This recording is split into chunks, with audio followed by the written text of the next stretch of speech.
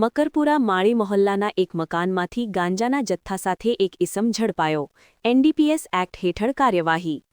વડોદરાના મકરપુરા વિસ્તારમાં માદક પદાર્થો સામે કાર્યવાહી હાથ ધરતા મકરપુરા પોલીસ મથકની સર્વેલન્સ ટીમે મકરપુરા ગામ ખાતે આવેલા માળી મહોલ્લાના એક મકાનમાંથી વનસ્પતિજન્ય માદક પદાર્થ ગાંજાના જથ્થા સાથે એક ઇસમને ઝડપી પાડ્યો છે.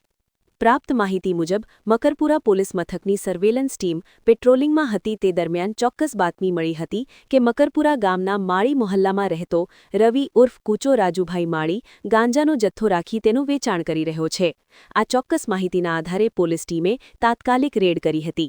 રેડ દરમિયાન મકાનમાંથી વનસ્પતિજન્ય માદક પદાર્થ ગાંજાનો કુલ 85.90 ગ્રામ જથ્થો મળી આવ્યો હતો. પોલીસે આરોપીની અટકાયત કરી ગાંજાનો મુદ્દામાલ કબજે કર્યો છે. સમગ્ર મામલે મકરપુરા પોલીસ દ્વારા આરોપી સામે એનડીપીએસ એક્ટ મુજબ ગુનો દાખલ કરી આગળની કાયદેસરની કાર્યવાહી હાથ ધરવામાં આવી છે.